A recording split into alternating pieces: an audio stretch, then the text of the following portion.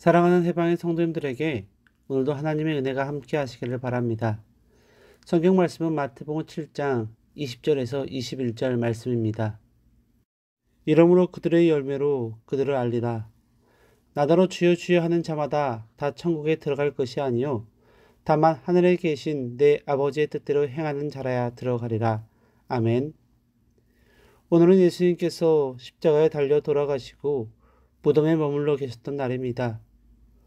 또한 약속하신 부활을 성취하기 위해 준비하시던 날이었습니다. 이날은 참으로 고요했습니다.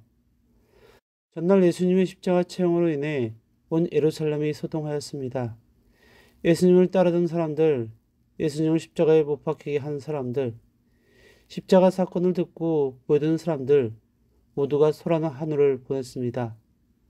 그리고 다음날 소동하던 예루살렘은 어제의 일을 기억치 않고 보내는 듯 했습니다.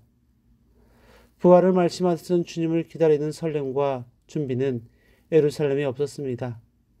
하나님의 아들이라 하며 병자들을 고치고 많은 이들을 먹이고 말씀을 가르치던 유대 청년 예수에 대한 사람들의 반응은 급격하게 식어갔습니다. 이러한 모습은 비단 당시 예루살렘의 모습만은 아닙니다. 오늘 우리의 모습도 예루살렘과 다르지 않습니다. 믿음으로 땅 받은 우리는 다시 오심 약속하신 주님을 기다리며 하루하루 살아가야 합니다. 성령 안에서 살아가야 합니다.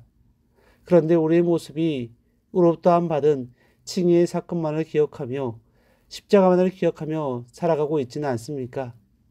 수많은 사람들이 예수의 십자가 죽음을 목도했지만 자신을 위한 사랑의 피 흘리심을 아는 자들은 얼마 되지 않았던 것처럼 말입니다. 우리는 십자가의 죽음을 기억함으로 구원에 이를 거라고 생각하며 살아가는데 오늘 보면 우리의 구원이 칭의에서 그치는 것이 아니라고 말하고 있습니다. 나더러 주여 주여 하는 자마다 다 천국에 들어갈 것이 아니오라고 예수님은 말씀하고 있습니다. 천국에 들어가는 자는 아버지의 뜻대로 행하는 자라야 한다고 말씀하십니다.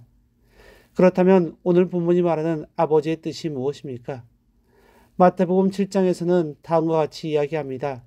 먼저는 외식하며 비판하는 자가 되지 말라는 것입니다.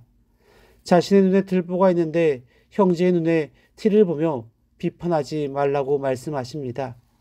이는 자신이 더 큰 죄인이며 더 크게 용서함 받은 자임을 늘 기억하며 겸손하게 살아가라는 것입니다. 둘째로 구하고 찾고 두드리라는 것입니다. 이것은 하나님께 자신의 간구를 아뢰는 것입니다. 그런데 11절에 대접받고자 하는 대로 대접하라 말씀하십니다. 즉 누군가 나에게 구하고 찾고 두드린다면 외면하지 말라는 것입니다. 하나님의 도움을 받고자 한다면 다른 누군가의 도움이 되는 삶을 살아가라는 것입니다.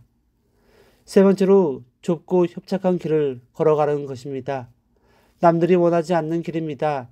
힘들고 어려운 길입니다. 끝이 언제인지 알지 못하는 길입니다. 다만 그 길은 하나님이 원하시는 길입니다. 나의 원대로 마옵시고 아버지의 원대로 하옵소서라고 기도했던 주님이 걸어가셨던 길입니다. 이 길은 오직 하나님만 의지해야 갈 수 있습니다. 하나님은 우리가 오직 하나님만을 의지하며 살기를 바라십니다.